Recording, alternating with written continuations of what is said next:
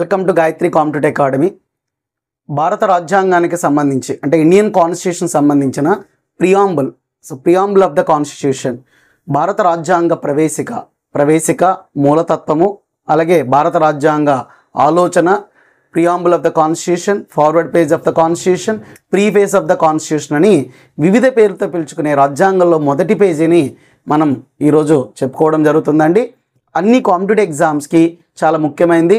So from the civil service exam, civil service foundation కానీ, group 1 కానీ, group 2 కానీ, అలాగే ఎస్ఎస్సి కానీ, ఆర్ఆర్బి కానీ, వీటిలన్నిటిలో కూడా తప్పనిసరిగా బిట్ వచ్చేది. అంతేకాకుండా భారత రాజ్యాంగాన్ని మొత్తం అర్థం చేసుకోవడానికి మనకి కంపల్సరిగా అవసరమైన విషయాలన్నీ కూడా మనకి ప్రియాంబుల్లో మనకి ఏర్పాటు చేయడం జరిగిందండి రాజ్యాంగ ప్రవేశికలో. అంటే దీన్ని భారత రాజ్యాంగానికి సంబంధించిన ఒక ఐడెంటిటీ కార్డ్, అంటే ఐడెంటిటీ కార్డులో మనకి ఫేస్ ఎంత ఇంపార్టెంటో పాస్పోర్ట్ సైజులో మన కాన్స్టిట్యూషన్లో ఫస్ట్ పేజీగా చెప్తారండి. అంతేకాక నౌ యువర్ కాన్స్టిట్యూషన్ అంటే నీ దేశ రాజ్యాంగం గురించి తెలుసుకో అని నరేంద్ర మోడీ గారు గౌరవ ప్రధానమంత్రి గారు చెప్పడం జరిగింది.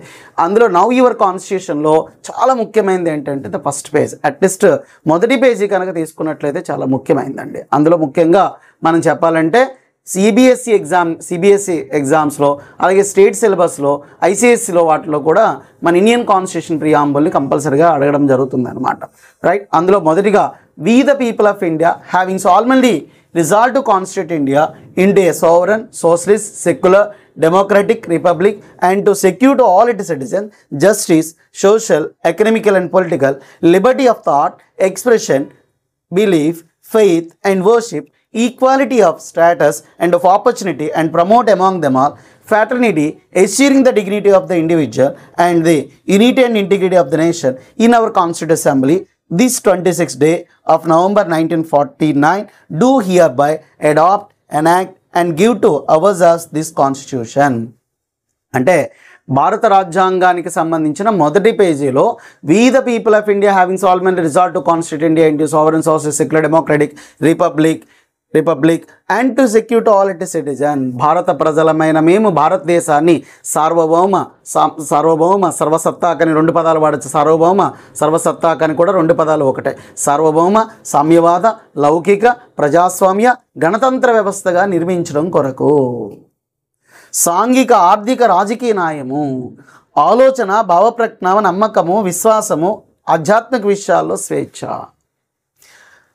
అవకాశాల్లో హోదాలో సమానత్వము, అలాగే వ్యక్తి గౌరవాన్ని, ఏకత్వాన్ని, సమగ్రతని పెంపొందించే సౌభ్రాతత్వాన్ని పెంపొందించడం కోసం మా భారత రాజ్యాంగ పరిషత్ చేత 26 నవంబర్న 1949న ఆమోదించి అంగీకరించి మాకు మేము సమర్పించుకుంటున్న రాజ్యాంగం ఇది అని చెప్పడం జరిగిందండి మొదటి పేజీలో.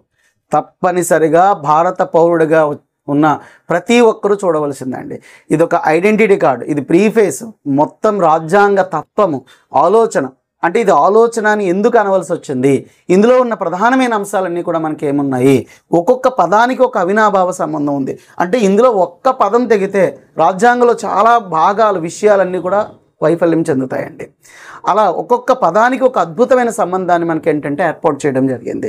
అంత అద్భుతమైన సంబంధాన్ని మనం ఏంటంటే ఇక్కడ అధ్యయనం చేయడం జరుగుతుంది అన్నమాట ముఖ్యంగా.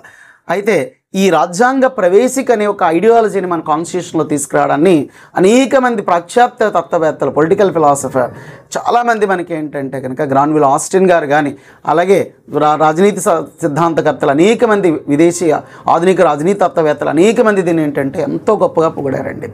ఎందుకంటే ఇది అమెరికన్ ప్రియాంబుల్తో పోల్చదగిన, అంటే అమెరికా రాజ్యాంగం తయారు చేయడానికి అవసరమైన మహోన్నతమైన ప్రజాధికారాన్ని అప్పగించడానికి ఏర్పాటు చేసిన అమెరికన్ కాన్స్టిట్యూషన్లో ఉన్న ప్రియాంబుల్తో పోల్చదగినట్టుగా ప్రజాస్వామ్యానికి ఒక తార్కాణంగా చెప్పబడిందే ప్రవేశిక. జిఆర్ శివాకి గారు కానీ dynamics of Indian government and politics సంబంధించిన విషయాల గురించి ఆయన వివరించిన అంశాల్లో కానీ, ఎర్నెస్ట్ బార్కర్కి సంబంధించిన వ్యక్తులు కానీ, అనేక మంది ప్రముఖులందరూ కూడా మనకి ఏంటంటే ఈ రాజ్యాంగ ప్రవేశికని ఒక మహోన్నతమైన ఘట్టంగా దీన్ని ఏంటంటే రూపుదిద్దడం జరిగింది. కాబట్టి ఈ యొక్క కాన్స్టిట్యూషన్లో ద ఫస్ట్ పేజీ ప్రియాంబుల్కి సంబంధించిన విషయాల్లో ప్రతి మాట కనుక, ప్రతి పదము మనకి ఏంటంటే ఖచ్చితంగా రావాల్సిందే అండి. ఇంకా బాగా చెప్పాలంటే సివిల్ సర్వీస్ ఎగ్జామ్ కానీ, గ్రూప్ 1 ఎగ్జామ్స్లో కానీ ప్రతి స్టూడెంట్ 100% పరిపాలన వ్యవస్థలోకి ప్రవేశించాలన్నప్పుడు ఈ ప్రియాంబుల్ని 100% వాళ్ళు ఏంటంటే నేర్చుకుని ఉండాలి. ప్రతి పదానికి అర్థం చెప్పగలగాలి. ఈ యొక్క పదాల యొక్క అర్థమే మొత్తం యావత్ రాజ్యాంగము. అంటే భారత రాజ్యాంగానికి హృదయం వంటిది అంటారండి హిదయతుల్లా గారు. మనకి సుప్రీంకోర్టు జడ్జ్ ఆయన చెప్పిన మాట ఒక హృదయం వంటిది అంటారు. అలాగే భారత ప్రజలకు చేసే ఒక ప్రమాణ పత్రం ఇది, ఒక ప్రమాణం చేస్తున్నాం మనం అంటారు నెహ్రూ గారు. అలాగే ఇది హరస్కోప్, భారత ప్రజల జాతక చక్రము, అంటే భారత ప్రజలకు సంబంధించిన ఒక చక్రం వేసి ఈ యొక్క పొజిషన్స్ ఎలా ఉన్నాయని చెప్పే ఒక జాతక చక్రం, అలా మన దేశం యొక్క జాతక చక్రంగా ఉంది అనేసి అని చెప్తారండి ప్రముఖులు. ఇలా కీ ఆఫ్ ద కాన్స్టిట్యూషన్ అని కూడా చెప్పడం జరుగుతుందండి. భార్గవ్ గారు వంటి వారు, ఎంతోమంది రాజ్యాంగ నిర్మాణంలో పాల్గొన్న ప్రముఖులందరూ కూడా ఈ మాటలు చెప్పడం జరిగింది. అయితే అంత ఆ వ్యక్తులు, వాళ్ళకి సంబంధించిన విశేషాలు, ఒక మహోన్నతమైన భావనలు. అయితే ఇక్కడ మనకి ముఖ్యంగా సాధారణంగా ఏంటంటే కాంపిటేటివ్ ఎగ్జామినేషన్లో ఇక్కడ బిట్స్ రావడం అనేది చాలా కీలకం. ఈ బిట్స్తో పాటుగా భావాన్ని మనం అర్థం చేసుకోవడం చాలా ముఖ్యమండి. అంటే సార్ నాకు బిట్స్ కావాలి అంటే కనుక భారత రాజ్యాంగం దేంతో ప్రారంభమవుతుంది, ప్రవేశకలో మొదటి మాట ఏంటి, భారత ప్రజలమైన మేము, ముఖ్యమైన పదాలు ఏవి, sovereign, socialist, secular, democratic republic, సార్వభౌమ, సామ్యవాద, లౌకిక, ప్రజాస్వామ్య, గణతంత్రము, ముఖ్యమైన అంశాలు అంటే దేన్ని చేరుకోవాలనుకుంటున్నారు, న్యాయము, స్వేచ్ఛ, సమానత్వం, సౌభ్రాతత్వం. రాజ్యాంగాన్ని ఎప్పుడు ఆమోదించడం జరిగింది, రాజ్యాంగ పరిషత్ 1949 నవంబర్ 26. రాజ్యాంగ ప్రవేశికలో మొదటి లేకుండా తర్వాత చేర్చిన పదాలు ఏవి, సోషలిస్ట్, సెక్యులర్, ఇంటిగ్రిటీ అనే పదాలు 42వ రాజ్యాంగ సవరణ ద్వారా 1976 సంవత్సరంలో దీన్ని రాజ్యాంగ ప్రవేశికలో చేర్చడం జరిగింది. ఇలా ఈ రాజ్యాంగ ప్రవేశిక రాజ్యాంగాల అంతర్భాగం కాదని చెప్పిన కేసు బెరిబెరీ కేసు. అలాగే భారత రాజ్యాంగంలో మౌలిక స్వరూపంలో భాగంగా దీన్ని గుర్తిస్తూ మార్చొద్దని గోలకనాథ్ కేసు. అయితే ఇది మౌలిక స్వరూపము కాబట్టి దీన్ని చాలా కీలకంగా గుర్తించాలని కేశవానంద భారతి కేసులో దీన్ని సవరించడానికి చాలా ఆలోచించి చెయ్యాలని ఒక భావజాలము. ఇలా ఇవన్నీ కూడా మనకి ఏంటంటే వివిధ కేసుల్లో బిట్స్ కింద వస్తాయండి. కానీ అది కాదు అసలు మన దేశం, భారత రాజ్యం యొక్క స్వభావము the feature of the Indian government అంటే ఇండియన్ స్టేట్, భారత రాజ్యం యొక్క స్వభావం అంటే ఏంటి, ఎలాంటి స్వభావం కలిగి ఉంది, ఆ స్వభావం కోసం ఏ పదాలు ప్రియాంబుల్లో పెట్టారు, భారత రాజ్యాంగం ఏ లక్ష్యాలను చేరుకోవాలి, భారత రాజ్యాంగ లక్ష్యాలంటే ఏంటి లక్ష్యాలు అంటే సాధారణంగా ఎప్పుడైనా సరే ప్రియాంబుల్ చదివేటప్పుడు మీకు మనకి ప్రీవియస్ వీడియోస్లో అసలు పాలిటీ సబ్జెక్ట్కి సంబంధించిన బేసిక్స్ సబ్జెక్ట్స్లో చెప్పబడే స్టేట్, రాజ్యము, ప్రజలు, ప్రదేశం, ప్రభుత్వము, ఈ పదాలు ఉంటాయి. ఈ పదాలన్నింటినీ కూడా ఎలా వాడాలి, ఏ విధంగా ఏ సందర్భంలో వాడాలి, వాటిని వివిధ దేశాలకు ఎలా అప్లై చేయాలి, రాజ్యానికి ముఖ్య ప్రతినిధి ప్రభుత్వం, ఆ ప్రభుత్వ ఆశయాలు అంటే ఏంటి, ప్రభుత్వానికి రాజ్యానికి ఉన్న డిఫరెన్స్ ఏంటి అనేది కొన్ని వివరించున్నాం. అలా ఇది భారత రాజ్యం యొక్క స్వభావాన్ని సూచించే పదాలు ఏంటంటే sovereign, socialistic, secular, democratic, republic. అంటే మన భావజాలం ఏంటో చెప్తుంది, మన లక్ష్యాలు ఏంటి, మనం చేరుకోవలసిన లక్ష్యాలు, జస్టిస్, లిబర్టీ, ఈక్వాలిటీ, ఫ్రాటర్నిటీ. ఒక్కొక్క పదము ఒక మహోన్నతమైన అంశం అండి. అంటే దీన్ని అప్లికేబుల్ బిట్స్ కింద చేసిన లేదా మన సబ్జెక్ట్ పాలిటిక్స్ సంబంధించిన కంటెంట్ ఆఫ్ రిమైనింగ్ సబ్జెక్ట్ అంటే రిమైనింగ్ పార్ట్ ఆఫ్ ద కాన్స్టిట్యూషన్లో ప్రతి పార్ట్ మనకు అర్థం అవ్వాలని ఈ పదాలు తెలిసి ఉండాలి. ఈ పదాలు తెలియకపోతే ఎట్టి పరిస్థితుల్లో చేయడానికి ఉండదండి. ఎగ్జాంపుల్ రాజ్యం అంటే దేశం, state have the 4 important features: people, territory, government, sovereignty. ఈ రాజ్యం అనేది భారత రాజ్య ప్రతినిధి ప్రభుత్వం. అంటే భారత రాజ్యానికి ఉండే భావాలు, భారత రాజ్యానికి ఉండే లక్ష్యాలు, భారత రాజ్యం ఎలా పనిచేయాలో తెలియజేసే మౌలిక పుస్తకం రాజ్యాంగం. Basic law is a basic law. ఈ బేసిక్ లాకు సంబంధించిన విషయాలు ఇందులో ఉన్నాయి. ఇది ఎప్పటి నుంచి ఆమోదించి అంగీకరించడం జరిగింది, ఎప్పుడు అమల్లోకి వచ్చింది, it is a different. January 26 is a different 1950. ఇది ఆమోదించినది అంటే రాజ్యాంగ దినోత్సవం మనం ఇప్పుడు జరుపుకుంటున్నాం, కాన్స్టిట్యూషన్ డే 1949 నవంబర్ 26. చాలా కీలకం. మన దేశం పేరుని మొట్టమొదటిగా కాన్స్టిట్యూషన్లో ఏ విధంగా వర్ణించారు, భారత్ అన్నారా, ఇండియా అన్నారా? అది భారత్, ఇండియా 2 పదాలు ఎక్కడ వాడారు, ఇండియా అనే పదం ఎక్కడ వాడారు, ఇండియా అనే పదాన్ని ఎక్కడ వాడడం జరిగింది, ప్రియాంబుల్. మరి అదే కనుక ఫస్ట్ పార్ట్ ఆఫ్ ద కాన్స్టిట్యూషన్లో మొదటి దాంట్లో name and the territory of the స్టేట్లో India and Bharat it shall be call the union of state. India and Bharat, India Bharat అనే పదాలు అక్కడ ఉపయోగించడం జరిగింది. But India word is there use in the preamble, మర్చిపోకూడదు. అయితే ఇందులో we the people of India, ఎందుకు భారత ప్రజలమైన మేము అన్నారు. ఇక్కడ పాలిటీ అందరూ రకరకాలుగా మనం ఏంటంటే నేర్చుకుంటారండి, అందులో ఉన్నది చదువుకుంటారు. అసలు అది ఎందుకు రాశారు, అలాగే ఎందుకు రాశారు, ఎందుకు రాయవలసి వచ్చింది, ఏ విధంగా రాయవలసి వచ్చింది, ఆ పదాన్ని ఎందుకు ఉపయోగించారు, ఆ పదం కన్నా ఇంకా మంచి పదాలు ఏ విధంగా ఉపయోగించవచ్చు, కానీ అప్పటికి ఆ పదాన్ని ఎందుకు వాడవలసి వచ్చిందని డిబేట్స్ ఆఫ్ ఇండియన్ కాన్స్టిట్యూషన్ అని ఉంటుంది. అంటే భారత రాజ్యాంగ నిర్మాణానికి సంబంధించిన చర్చలు, రాజ్యాంగ నిర్మాణానికి సంబంధించిన చర్చా కార్యక్రమంలో వీటన్ని పదాల యొక్క వివరణలో కూడా రాజ్యాంగ నిర్మాణ సభ సభ్యులు ప్రశ్నలు అడగడం, జవాబులు రావడం జరిగిందండి. మనకి అన్నీ అంటే ఒక 6th క్లాస్ 7th 8th ఇలా డిఫరెంట్ క్లాసెస్లో ఇది ఏంటంటే is one of the important chapter అనమాట ముఖ్యంగా, రైట్. ఇందులో we the people of India, భారత ప్రజలమైన మేము, అదే ఎందుకు రాశారు అంటే ఇది రాసుకుంటుంది ప్రజలు. అంటే రేపు రాజకీయ అధికారం, పొలిటికల్ పవర్కి బేస్ పీపుల్, ప్రజలే రాజకీయ అధికారాన్ని మనకు అందించడం జరుగుతుంది. రాజకీయ అధికారం, రాజ్యాధికారము వేరు, రాజకీయ అధికారం వేరు. రాజ్యాధికారం అనేది ప్రభుత్వం నుంచి అధికారం, ప్రభుత్వానికి అధికారం ఎవరి నుంచి వస్తుందంటే ప్రజల నుంచి. అంటే ప్రజల నుంచి అధికారం ప్రభుత్వానికి ట్రాన్స్ఫర్ అవ్వాలి. అంటే ఈ మొత్తం అసలు ఈ యొక్క ప్రభుత్వం ఎలా పనిచేయాలంటే రాజ్యాంగం, ఆ రాజ్యాంగం అధికారం ఎవరికి ఇచ్చిందంటే ప్రజలకి. అంటే జవహర్లాల్ నెహ్రూ గారిని అడుగుతాడు రాజ్యాంగ నిర్మాణ సభలో 1946 December 13th కాన్స్టిట్యూట్ అసెంబ్లీలో మనకి నెహ్రూ గారు మాట్లాడేటప్పుడు ఒక మాట చెప్తారంటే, మన అధికారానికి మూలం, అధికారం అంతా ఎక్కడి నుంచి పుట్టాలంటే ప్రజల నుంచే పుట్టాలి. మనకి ఇది ఎవరో ఇచ్చిన గిఫ్ట్ కాదు, బ్రిటిషర్స్ ఇచ్చిన గిఫ్ట్ కాదు, గిఫ్ట్ అనేది కాదు, బహుమతి కాదు, ఇది మనం తయారు చేసుకున్నామని చెప్పడానికి చాలా ముఖ్యమైన అంశం. మరి ఈ we the people of India having solemn resolved to constitute India, sovereign అనే పదం సార్వభౌమాధికారం, సుప్రీనియస్ అనే లాటిన్ వర్డ్ నుంచి వచ్చింది. ఈ సోవరన్ అనే పదం పొలిటికల్ థియరీస్లో చాలా ముఖ్యమైన పదాలు, ఇవన్నీ ఒక్కొక్కటి ఒక సబ్జెక్ట్. ఇంటర్మీడియట్ లెవెల్లో సోవరన్, సోషల్, సెక్యులర్, డెమోక్రటిక్, రిపబ్లిక్ పదాలు చాలా జాగ్రత్తగా చదువుకోవాలి. అందుకే మనకి ప్రీవియస్ వీడియోలో సిలబస్ సంబంధించిన మొత్తం థియరిటికల్ పార్ట్ని సబ్జెక్టు 2 ఎలాగ అప్లికేబుల్ చేయాలో చెప్పుకున్నామండి. అంటే రాజ్యం అంటే ఒక దేశం, ఆ దేశానికి 4 లక్షణాలు: ప్రజలు, ప్రదేశం, ప్రభుత్వం, సార్వభౌమాధికారం. అంటే ప్రజలు అంటే ఒక దేశంలో ప్రజలందరూ ఉండాలి, అలాగే ప్రదేశం దానికి ఒక ప్లేస్ ఉండాలి, దానికి ప్రభుత్వం అది ఆర్గనైజ్ చేసేయడానికి కోసం. ప్రతి చోట ప్రజలు, ప్రదేశం అక్కడ ఆర్గనైజ్ చేసే వాళ్ళు ఉంటారు, కానీ అది ఎట్టి పరిస్థితుల్లో దేశం అవ్వదు.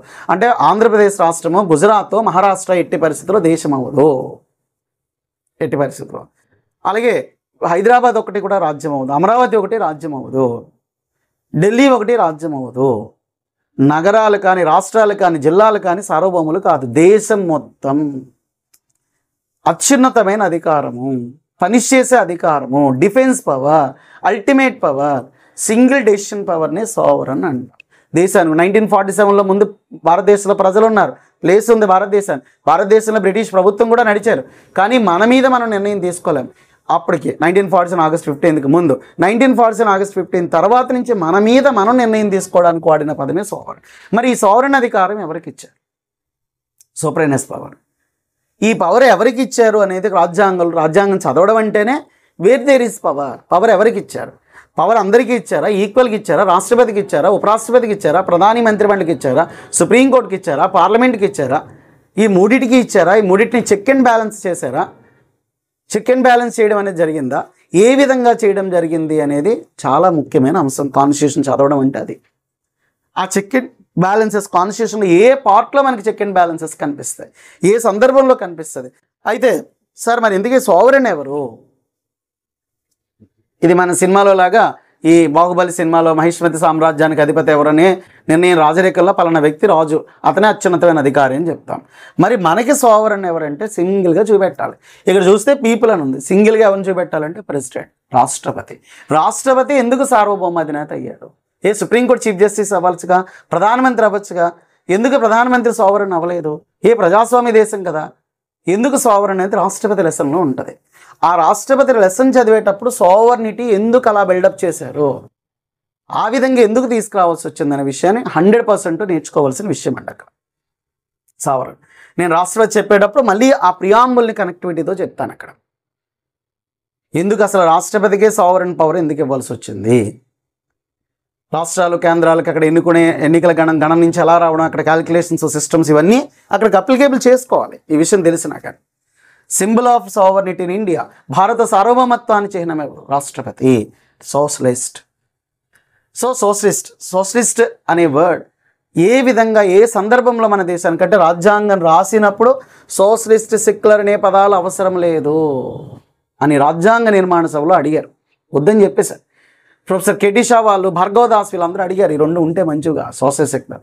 అవసరమే లేదని చెప్పారు డాక్టర్ బిఆర్ అంబేద్కర్ గారు. ప్రముఖులు భారత రాజ్యాంగ రూపశిల్పిగా చెప్పబడిన చీఫ్ ఆర్కిటెక్చర్ ఆఫ్ ఇండియన్ కాన్స్టిట్యూషన్లో చెప్పబడిన ప్రముఖ వ్యక్తి సోషలిస్ట్ సెక్యులర్ అక్కర్లేదు, మనకి రెండు పదాలు తీసేయండి, అవసరం లేదు, రాయక్కర్లేదు అన్నారు.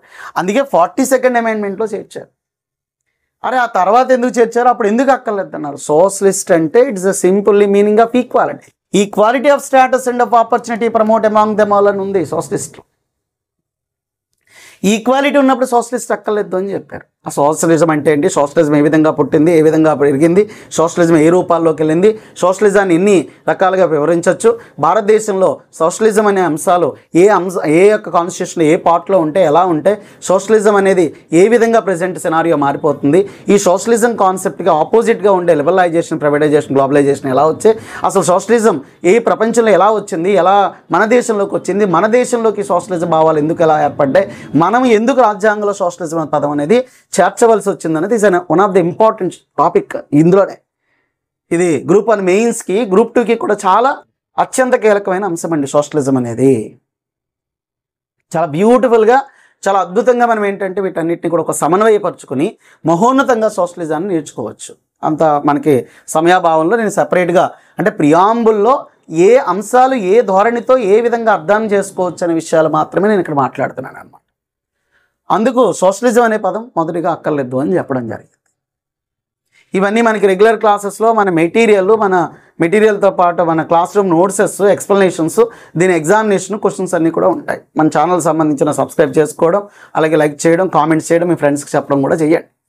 ఈ విశేషాలన్నీ కూడా చాలా ఎలాబరేట్గా మనం సెపరేట్గా సోషలిస్ట్ అనే వర్డ్ని చాలా బ్యూటిఫుల్గా నేర్చుకుంటాం. అలా సామ్యవాదం అంటే ఈక్వాలిటీ ఉంది కాబట్టి అక్కర్లేదని చెప్పారు అంబేద్కర్ గారు. సెక్యులర్ లౌకికవాదం, it's a very important point of the constitution, secular. So ఈ సెక్యులర్ అనే పదం తీసుకున్నట్లయితే కనుక లౌకికము అన్నాడు. అంటే లౌకికవాదం అంటే మతం పట్ల రాజ్యం ప్రవర్తించే రీతి, ఇది అక్కర్లేదని చెప్పారు మహానుభావుడు అంబేద్కర్ గారు. అంటే అంబేద్కర్ గారు చెప్పిన లౌకిక అనే పదము ఆయన అక్కర్లేదని చెప్పారు. భార్గవ దాసు వీళ్ళందరూ, మిగతా వాళ్ళందరూ కూడా రాజ్యాంగ పరిషత్తులో చేర్చాలన్నారు. ఎందుకు అంబేద్కర్ గారు వద్దన్నారు? ఎందుకు వద్దన్నారంటే is there already is a word of liberty. స్వేచ్ఛ అనే పదం మనకుంది. స్వేచ్ఛ అనే పదం మనకుంది. ఏంటి స్వేచ్ఛలో? Belief, faith and worship. Belief, faith, worship is equal word of the secularism అంటారు ఆయన అంబేద్కర్ గారు. మరి ఆ వర్డ్ మళ్ళీ లేకపోయినప్పుడు అక్కడ ఆయనే వద్దని చెప్పినప్పుడు మళ్ళీ వీళ్ళు ఎందుకు తెచ్చారు? This is the happen of the review. 2015వ సంవత్సరంలో మనకి నరేంద్ర మోడీ గారు అధికారంలోకి వచ్చిన తర్వాత ముఖ్యమంత్రిగా ఆయన 14లో వచ్చి 15లో రివ్యూ డిస్కషన్ జరిగినప్పుడు ఇవన్నీ కూడా రావడం జరిగిందండి. మనకి గ్రాన్విల్ ఆస్టిన్ గారు రాసిన పుస్తకంలో వాటిలో కూడా అసలు సెక్యులర్ అనేది ఇండియాకి ఎందుకు అవసరమయ్యింది, ఏ విధంగా వచ్చింది అనే విషయాలు ఆయన కొంత మనకి అనాలిసిస్ అంతా కూడా మనకి చెప్పడం జరిగింది. చాలా కీలకమైన పుస్తకాలు అవి. ఇలా సెక్యులర్ సంబంధించిన వాటిలో మతం పట్ల ప్రభుత్వం ఎలా ఉంటుంది, మతరహితమా, మతంలో తటస్థంగా ఉంటుంది, అసలు తటస్థం అంటే ఏంటి, మతరహితం అంటే ఏంటి, మతంలో జోక్యం చేసుకోవడం అంటే ఏంటి, వ్యక్తికి మతం పట్ల ఎలా ప్రవర్తన చేయాలి, మతం అనే భావజాలం ఎలా వస్తుంది, అసలు మతం ఎందుకు పుట్టింది, మతాన్ని ప్రపంచ దేశాలు ఏ విధంగా ఆలోచించే, మన డిక్షనరీ ఏ డెఫినేషన్ చెప్పింది రిలీజియన్ గురించి, ఎన్సైక్లోపీడియా ఏం డెఫినేషన్ ఇచ్చింది సెక్యులరిజంకి సంబంధించి, ఇలా చాలా పెద్ద కాన్సెప్ట్ అంతా కూడా సెక్యులరిజంలో ఉంటుంది. అసలు సెక్యులరిజం ఐడియాలజీ ఎందుకు కాన్స్టిట్యూషన్లోకి తీసుకురావాల్సి వచ్చారు, కాన్స్టిట్యూషన్లో తీసుకొచ్చేటప్పుడు చరిత్ర అంటే మన ప్రాచీనమైన భారతదేశానికి సంబంధించిన సింధు నాగరికత నుంచి భారతదేశానికి బ్రిటిష్ వారు స్వతంత్రం ఇచ్చే వరకు ఉన్న ఘట్టాలన్నీ పరిశీలిస్తే అప్పుడు మనకి వర్షిప్, బిలీఫ్ గురించి, సెక్యులరిజం గురించి అర్థమవుతుంది. అంటే today polity, tomorrow history, there is a good relation between the history and polity. అంటే చరిత్రకి రాజ్యాంగానికి చాలా రాజనీతి శాస్త్రానికి చాలా ముఖ్యమైన సంబంధం ఉంటుంది. ఇలా సెక్యులరిజం చాలా డిఫరెంట్ ఇంపార్టెంట్ వర్డ్స్ అన్నీ కూడా మనకు ఉంటాయి. దీనంతా సపరేట్గా ఒక వ్యూ కింద ఇచ్చుకుంటూ మెయిన్స్లోను వాటిలో కాన్సెప్ట్స్ అన్నీ కూడా మనం డిస్కస్ చేయొచ్చండి. Secularism clear. అలాగే డెమోక్రటిక్ ప్రజాస్వామ్యం. అయితే మనది ఎలాంటి ప్రజాస్వామ్యం, అసలు ప్రజాస్వామ్యం ఎక్కడ పుట్టింది, ఏ విధంగా పెరిగింది, ఏ విధంగా వచ్చింది, ప్రజాస్వామ్యంలో ప్రత్యక్ష ప్రజాస్వామ్యం ఏంటి, ప్రాతినిధ్య ప్రజాస్వామ్యం ఏంటండి, ప్రాతినిధ్యంలో అధ్యక్ష తరహా ప్రజాస్వామ్యం, పార్లమెంటరీ ప్రజాస్వామ్యం, మనం ఏ తరహా ప్రజాస్వామ్యం, పార్లమెంటరీ ప్రజాస్వామ్యం అంటే ఏంటి, అధ్యక్ష తరహా అంటే ఏంటి, అమెరికాకి బ్రిటన్కి ఉన్న తేడా ఏంటి, భారతదేశానికి బ్రిటన్కి ఉన్న సంబంధం ఏంటి, డిఫరెన్స్ ఏంటి, అసలు డెమోక్రసీని ఎలా ప్రూవ్ చేస్తాం అంటే మన భారత రాజ్యాంగంలో 5వ భాగంలో చెప్పబడే పార్లమెంటరీ సిస్టంలో ఆర్టికల్ 75లో పార్లమెంటరీ సిస్టమ్ నువ్వు ప్రూవ్ చేయాలి. ఆ ప్రూవ్ చేసేటప్పుడు పార్లమెంటరీ డెమోక్రసీ అంటే ఏంటి, ఇవన్నీ చాలా విశ్లేషణాత్మకంగా పాయింట్ టు పాయింట్ బిట్స్ కింద వస్తాయి మనకి ఇవన్నీ కూడా. అంటే ఇక్కడ నేను డెమోక్రసీ అంటే సాధారణంగా చిన్నప్పుడు స్కూల్లో ప్రజల కొరకు, ప్రజల కోసం, ప్రజల చేత ఏర్పాటు చేయబడిన ప్రభుత్వం అని చెప్పి ప్రజాస్వామ్యం చెప్తారు. అబ్రహం లింకన్ చెప్పాడు, ప్రజలే పాల్గొంటారు. ఎక్కడ పాల్గొంటారు, ఎందుకు పాల్గొంటారు, ఏ విధంగా వస్తుంది, పార్లమెంటరీ ఏ విధంగా వస్తుంది, ఏ విధంగా రావడం జరుగుతుంది. ఖచ్చితంగా ఆ డెమోక్రసీ మీద మన కాన్స్టిట్యూషన్ ప్రొవిజన్స్ ఎలా ఉన్నాయి, ప్రపంచం ఎలా ఉందనే విశ్లేషణ నేర్చుకుంటూనే ఈ డెమోక్రటిక్ సంబంధించిన విషయాలు అధ్యయనం చేయాలి. అలాగే రిపబ్లిక్, గణతంత్రము. అంటే ఈ వర్డ్స్ నేర్చుకోవడానికి టేక్ టైం అండి. ఈ వర్డ్స్ నేర్చుకుంటే మీకు ఒక లాస్ట్ ఏంటంటే, నేను ఒక అద్భుతమైన స్ట్రక్చర్ చెప్తాను. ఒక్క పదాన్ని మనం నేర్చుకోకపోతే, ఒక్క పదాన్ని సక్రమంగా అర్థం చేసుకోకపోతే, ఒక్క పదాన్ని ప్రియాంబుల్లో తీసేస్తే మొత్తం అల్టిమేట్గా మన దేశం ఎలా కూలిపోతుందో కూడా ఇందులో మీకు చెప్తాను నేను మీకు ఆ స్ట్రక్చర్ కూడా. దానికి సంబంధించిన సెపరేట్గా ఒక ప్రముఖమైన వీడియోలో ఇదంతా నేను లింకప్ లాస్ట్ షార్ట్కట్లో చెప్తాను విషయాన్ని. ఒక్క పదం మనం మిస్ అయితే ఏమవుతుంది. ఇలా పార్లమెంటరీ రిపబ్లిక్ సంబంధించిన గణతంత్రం, గణమనించే అధినేత. మరి గణతంత్ర వ్యవస్థకి ప్రజాస్వామ్యానికి ఉన్న తేడా ఏంటి, ప్రజాస్వామ్యాన్ని గణతంత్రాన్ని ఏ సందర్భంలో వాడతారు, గణతంత్ర అధినేత ఎవరు, ప్రజాస్వామ్య నాయకుడు ఎవరు, గణతంత్రంగా భారతదేశం ఎందుకు అమర్చవలసి వచ్చింది, మరి పూర్వరంగంలో జరిగిన మార్పులు ఏంటి, ఏ విధంగా గణతంత్రం వచ్చింది, ప్రపంచంలో గణతంత్రాన్ని ఎక్కడ వాడతారు, ఏ సందర్భంలో వాడతారు, భారతదేశ గణతంత్ర వ్యవస్థ ఎందుకు మారింది, గణతంత్ర లక్షణాలు మన దేశ వ్యవస్థలో ఎక్కడెక్కడ కనిపిస్తున్నాయి, అసలు రిపబ్లిక్ అనే పదం ఎందుకు అంత కీలకం అయిపోవడం జరిగింది. 1950 జనవరి 26 అంటే ఒక చిన్న డిఫరెన్స్ కూడా ఒక్కోసారి అంటే ఇవి తెలియపోవడం వల్ల, డెమోక్రసీకి రిపబ్లిక్కి తేడా తెలియపోవడం వల్ల జరిగే ఒక లోపం ఏంటంటే, సడన్గా ఒక వ్యక్తిని ఆగస్టు 15 ఫ్లాగ్ హోస్ట్ ఎవరు చేస్తారు ఎర్రకోట పైన, జనవరి 26 ఫ్లాగ్ హోస్టింగ్ ఎవరు చేస్తారు అంటే రాష్ట్రపతి చేస్తాడో ప్రధాని చేస్తాడో ఒక్క నిమిషం కన్ఫ్యూజ్ చేస్తే ఎప్పుడు ఎవరు ఫ్లాగ్ హోస్టింగ్ చేస్తారో, జెండా ఎగరవేయడం ఎవరు చేస్తారో కూడా తెలియని సందర్భం. అంటే ఇది తెలియాలి. రాష్ట్రంలో ముఖ్యమంత్రి గారు, గవర్నర్ ఇద్దరు ఏ సందర్భం, ఆగస్టు 15 జనవరి 26 ఏ సందర్భంలో మనకి ఫ్లాగ్ హోస్ట్ చేస్తారు అనే విషయానికి స్పష్టత రావాలంటే you must clarity about democratic and republic. ఈ డెమోక్రటిక్ రిపబ్లిక్కి డెఫినెట్గా నీకు తేడా రావాలి, తెలియాలి. తెలియకపోతే మనకి ఏంటంటే మనం దానికి అర్థం లేదండి. అంటే ఇక్కడ పాలిటీ అనేది ఏంటంటే ఎదురుగా ఉంటుంది, చదివేటప్పుడు చాలా సులభంగా కనిపిస్తుంది. బిట్ వచ్చినప్పుడు, క్వశ్చన్ వచ్చినప్పుడు, ఆ క్వశ్చన్ విశ్లేషణకి వెళ్ళినప్పుడు వెంటనే వెనకబడపడడం జరుగుతుంది. నీకు ఇక్కడ నేర్చుకోవాల్సిందే విశ్లేషణ. ఇదొక చెరక ముక్క అలా రసం పిండుగల్లో వస్తుంది. అలా పాలిటీలో ప్రతి వర్డ్ ఏ సందర్భంలో ఏ విధంగా వాడాలనేది నువ్వు ఎక్కడా కూడా మిస్ అవ్వకూడదు. అంటే ఇక్కడ ప్రియాంబుల్ చదువుతూ ఒక్కసారి చరిత్రలోకి వెళ్ళాలి, ఒకసారి రాజ్యాంగంలో నెక్స్ట్ జరగబోయే సిచ్యువేషన్ అర్థం చేసుకోవాలి. ఈ రిపబ్లిక్ ఏ సందర్భంలో నువ్వు చదవాలి కాన్స్టిట్యూషన్లో అనేది ప్రియాంబుల్లో తెలియాలి. ఇలా రాష్ట్రపతికి సంబంధించిన విషయాలు, వాటికి సంబంధించిన విషయాలు, ప్రధానమంత్రికి సంబంధించిన విషయాలు, ముఖ్యమంత్రికి సంబంధించిన విషయాలు, గవర్నర్కి సంబంధించిన విషయాలు ఇలాంటివి వచ్చినప్పుడు చాలా కీలకమైన పదాలండి. ఖచ్చితంగా ఇవి అర్థం చేసుకోవాలి. క్లియర్. నెక్స్ట్ అలాగే ఈ సెక్యూరిటీ ఆల్ ఇట్ సిటిజన్స్, అందరికీ పౌరులకి సిటిజన్స్ అంటున్నారు కాన్స్టిట్యూషన్. ప్రజలందరూ we the people of India, భారత ప్రజలమేమో పౌరులు అంటున్నారు. మరి పౌరులు అంటే ఎవరు, పౌరులు కానివారు ఎవరు అంటే ప్రియాంబుల్ పౌరులుగా, పౌరులు కానివారికా అంటే it's a constitution preamble is give the guarantee of the citizens. అంటే ఇక్కడ సిటిజన్స్ కోసమే మాట్లాడుతుంది, నాన్ సిటిజన్స్ గురించి చెప్పలే. ఫండమెంటల్ రైట్స్ సిటిజన్స్, నాన్ సిటిజన్స్కి రైట్స్ ఉన్నాయి, but preamble for the citizens, పౌరుల కోసం.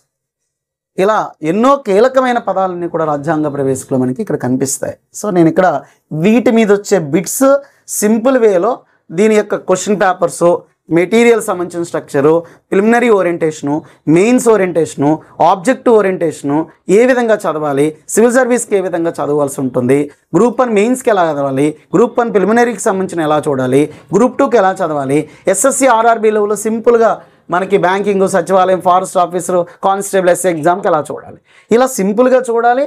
హై లెవెల్లో కూడా చూసుకోవాలి. మనం ఏంటంటే సివిల్ సర్వీస్ గ్రూప్ 1 గ్రూప్ 2లో హై లెవెల్లో ఇస్తాం కాబట్టి ఈ ఓరియంటేషన్ నేర్చుకుంటే బిట్ ఎక్కడ కూడా మిస్ అవ్వకుండా ఉంటుందండి. ఒక ఫీల్ కాన్స్టిట్యూషన్ చదవడం అంటే ఏదో 10 బిట్ల కోసం కాదండి. Now your constitution, now your customer అంటారు కేవైసీ లాగా, నవ్ యువర్ కస్టమర్. అలా మన దేశం గురించి, మన భారతదేశంలో నువ్వు ఒక పౌరుడిగా నువ్వు కనీసం నేర్చుకోవాల్సిన విషయాలండి. ఏదైనా జరిగితే ఇది రాజ్యాంగంలో ఎలా లేదు, అందరూ ఒకటే అన్నారు కదా, అందరూ సమానం అన్నారు కదా అంటాడు. అసలు రాజ్యాంగంలో ఏముందని నీకు చెప్పడానికి? నువ్వు ఎలాగో నీ మత గ్రంథాలు చదువు, నీ మత గ్రంథాలైన భగవద్గీత చదువు, రామాయణం చదువు, మహాభారతం చదువు, అలాగే నీ బైబిల్ చదువు, నీ ఖురాను చదువు, ఏది చదువు. కనీసం నువ్వు దేశంలో బతుకుతున్నందుకు రాజ్యాంగాన్ని కూడా చదవకపోతే ఎలాగా? నీకు రాజ్యాంగం మీద ప్రేమ ఉందని చదువుతున్నావా, నిజంగా కాంపిటేటివ్ ఎగ్జామ్కి సంబంధించిన కాంపిటేటివ్ ఎగ్జామ్లో బిట్స్ వస్తున్నాయని చదువుతున్నావా? ఒక్కసారి ఆలోచించు. దయించి ఒకటే, నీకు బిట్స్ వస్తాయనే ఆలోచనతో పాటు భారతదేశాన్ని ప్రేమిస్తున్నాను, భారతదేశ విషయాలు నేర్చుకుంటున్నాననే ఉద్దేశంతో చదువు. అప్పుడు డెఫినెట్గా నీకు కాన్స్టిట్యూషన్లో మూలము, తత్వము, ఆలోచన, ఆదర్శత్వం, మన ప్రముఖులు ఆలోచించిన తత్వ విషయాలన్నీ కూడా నీకు అర్థమవుతాయి.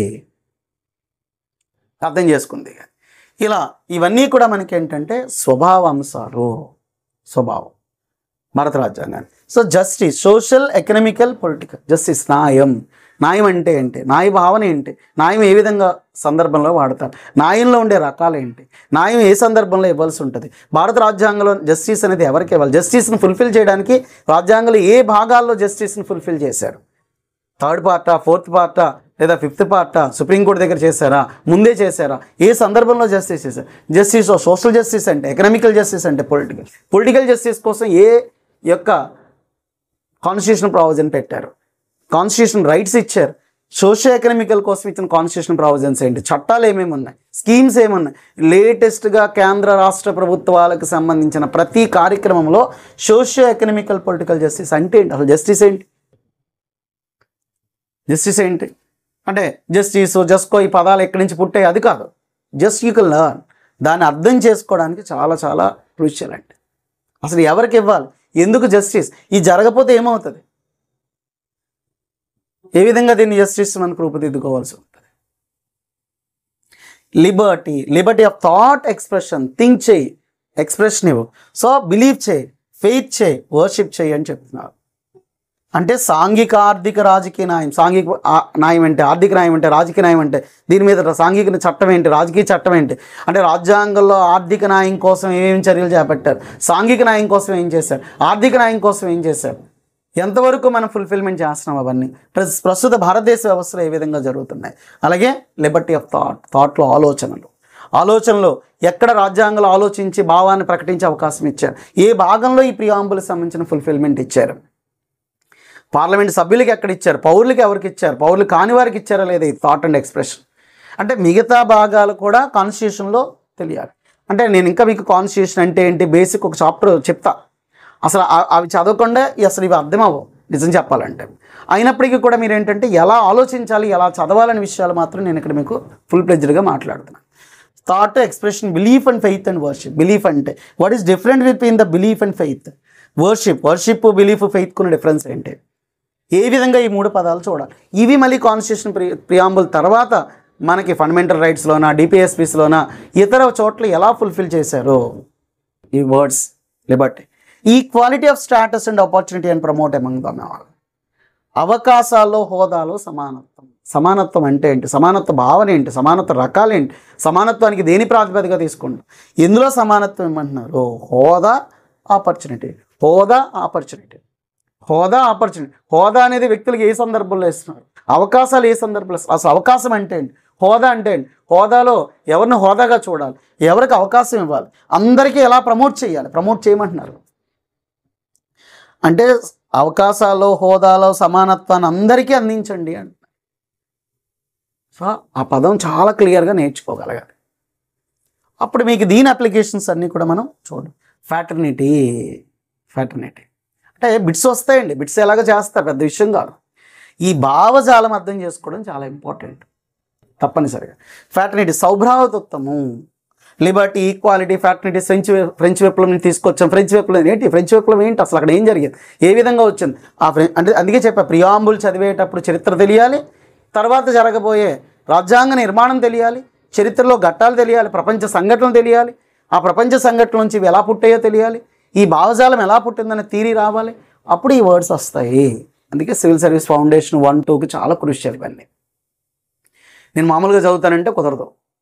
సో అలా చదువుతారండి, చదువుతా ఉద్యోగం. అంటే మీకు ఒకటి అర్థం అవ్వాలి, ఈ పదాలన్నీ బాగా అర్థం చేసుకుని గవర్నమెంట్ జాబ్లోకి వెళ్తే ఒక ఐఏఎస్ గ్రూప్ 1 ఆఫీసర్ తన ఉద్యోగం చేసేటప్పుడు ఎంత అలర్ట్గా ఎందుకుంటాడో తెలుసా? భయంతోనూ. ప్రియాంబుల్ చాలా జాగ్రత్తగా చదివాడు కాబట్టి. మిగతా వాళ్ళు కొద్దిగా చదివారు కాబట్టి సగం తప్పులు సగం రైట్లు చేస్తుంటారు. సగం తప్పు సగం రైట్లునండి.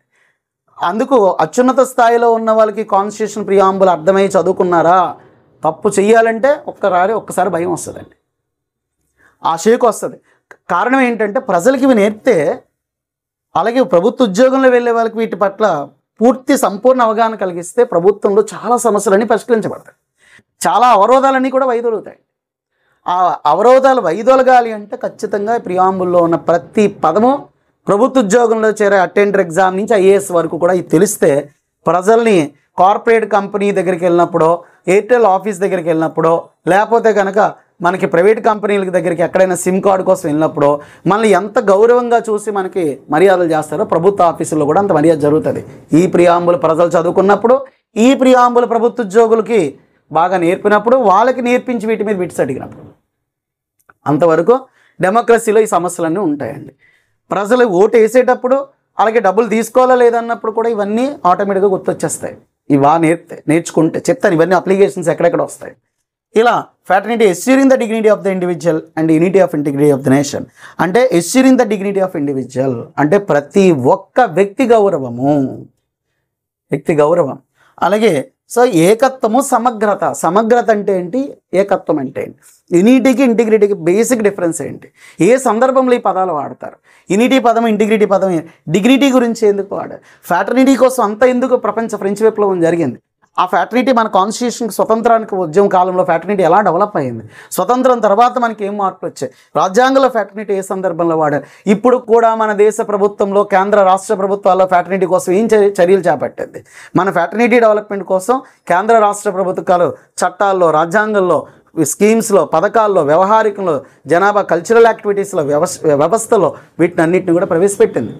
ఏ సందర్భంలో పెట్టిందని అప్లికేషన్ డెఫినెట్గా మనకి తెలియాలి. ఇవన్నీ చెప్తాను కదా, ఒక్కొక్క రోజు మనం ఒక్కొక్క ఏరియాని కూడా మాట్లాడుకుంటూ వెళ్తాం డెఫినెట్గా. ఇదంతా ఒక్క పదం అంటే ఒక పెద్ద ఇంటికి ఒక చిన్న పునాది లేదా ఒక 4 ఇటుకలు కదిపితే ఏమవుతుందో, ఆ కదిపితే ఏమవుతుంది అనే విషయాన్ని కూడా మీకు డెఫినెట్గా చెప్తాను. ఆ కనెక్షన్ చెప్తా కంటిన్యూటీగా ప్రియాంబుల్కి సంబంధించిన దాంట్లో. ఇలా so fraternity assuring the dignity of individual, unity and integrity. సమగ్రత, ఏకత్వం.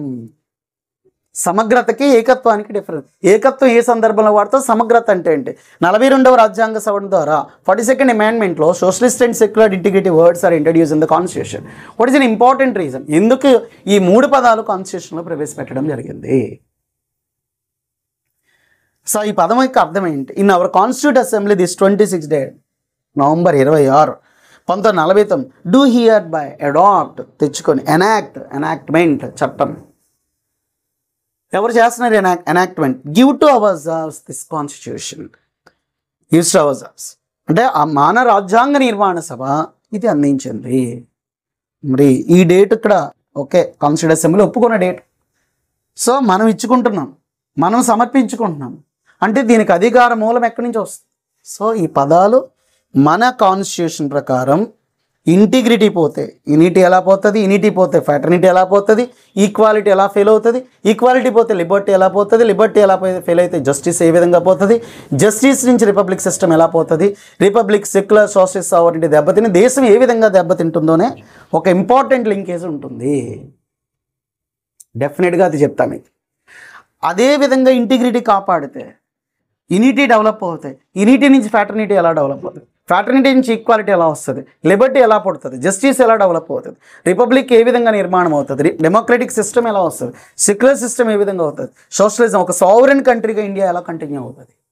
ఇలా ఒక ఈ ఇంటిగ్రిటీ అనే ఒక రూట్ చేసే పని ఈ సావరెన్ని ఎలా లింకప్ చేస్తుంది, ఈ ఇంటిగ్రిటీ కనుక రూట్ బాగోపోతే సావరెన్ ఎలా డిస్టర్బ్ అవుతుంది అనే ఒక ఇంపార్టెంట్ లింకేజ్ ఉంటుందండి.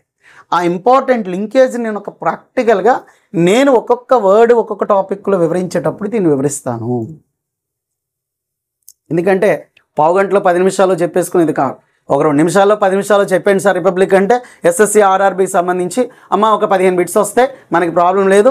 రిపబ్లిక్ ప్రియాంబుల్ చూద్దాము. Preamble first word with the people of India, ముఖ్యమైన పదాలు sovereign, socialist, secular, democratic, republic. So 42nd amendment 1976లో చేర్చిన పదాలు ఏంటంటే సోషలిస్ట్, సెక్యులర్ అండ్ ఇంటిగ్రిటీ. ఎవరు తీసుకొచ్చారు? ఇందిరాగాంధీ గారు తీసుకురావడం జరిగింది. ముఖ్యమైన లక్ష్యాలు ఏంటి? Justice, Liberty, equality, fraternity. Justice ముందు వాడిన పదాలు ఏంటి? Socio economical, political. లిబర్టీ ముందు వాడిన పదాలు liberty, thought, expression, faith and belief. Equality ముందు వాడిన status and opportunity, promote among them all. Fraternity, assuring the dignity of individual and identity. ఆ రాజ్యాంగాన్ని ఆమోదించిన తేదీ 1949 నవంబర్ 26. రాజ్యాంగ దినోత్సవం ఎప్పటి నుంచి జరుపుకుంటున్నారు? 2015. ఈ డేట్ నుంచే రాజ్యాంగ ప్రవేశికని ఇప్పటికి ఎన్నిసార్లు సవరించారు? ఒకసారి. రాజ్యాంగ ప్రవేశకు సంబంధించి ఇది ప్రజలకు చేసే ప్రమాణం అని ఎవరన్నారు? నెహ్రూ. అలాగే భారత రాజ్యాంగ మూలతత్వం అనేసని దీన్ని చెప్పడం జరుగుతుంది. అయిపోయింది ప్రియాంబుల్. పెద్ద ఏమున్నాయండి? SSC RRB exam simple bits ఇస్తే అవే ఇస్తాడు. బట్ అలా కాకుండా మనకి కాన్స్టిట్యూషన్లో ఫస్ట్ వర్డ్స్ ప్రియాంబుల్లో ఉన్నవి ఏ పదం లేదు, ఏ పదం ఉంది, జస్టిస్కి లిబర్టీకి డిఫరెన్స్ ఏంటి, లిబర్టీ ముందు పదాలు ఏంటంటే ఉన్నాయి. ఇలా ఒక అనలైటికల్ క్వశ్చనర్ వచ్చినప్పుడు చాలా డిఫికల్టీగా మనకి అనుకున్నప్పటికీ చాలా సులభం. ఇదేమీ కాదు, చాలా ఈజీగా నేర్చుకోవచ్చు. ఎంత ఈజీగా ఇక్కడ పాలిటీ కాన్స్టిట్యూషన్ నేర్చుకుంటే అంత ఈజీ అండి. ఎగ్జామినేషన్లో ప్రాక్టికల్గా 2 జరుగుతాయి. మీరు పాలిటీ చదివినప్పుడు ఒకటి ఫస్ట్ బ్రహ్మాండంగా ఉద్యోగం వస్తుంది. రావడానికి ఆలస్యమైన మీరు సమాజంలో సంతోషంగా ఎలా ఆలోచించి ఎలా బతకచ్చు, ఒక పౌరుడిగా ఏమేమి చేయొచ్చు అనే విషయాలు డెఫినెట్గా మీకు అర్థమవుతాయి. కాబట్టి ఆ కోణంతో చూడండి. Wish all the best. Gayatri competitive academy, all the best. So Gayatri competitive academy, so మన ఛానల్ సబ్స్క్రైబ్ చేయండి, ఫ్రెండ్స్కి షేర్ చేయండి. దీని టాపిక్ని ఇంకా మనకి కంటిన్యూ చేయడం జరుగుతుంది. కాబట్టి ప్రతి పాయింట్ మనం ఏంటంటే దీన్ని వివరంగా ప్రియాంబుల్లో సావరెన్ ఒక్కొక్క లెసన్లో ఒక్కొక్క పార్ట్ని కూడా మనం ఏంటంటే ఎక్స్ప్లెయిన్ చేసుకుంటాం. ఆ బిట్స్ అన్నీ కూడా మనం చెప్పుకోవడం జరుగుతుంది. మన ఆన్లైన్ క్లాసెస్ కూడా మీరు ఏంటంటే రెగ్యులర్గా పార్టిసిపేట్ చేయండి. Okay, right.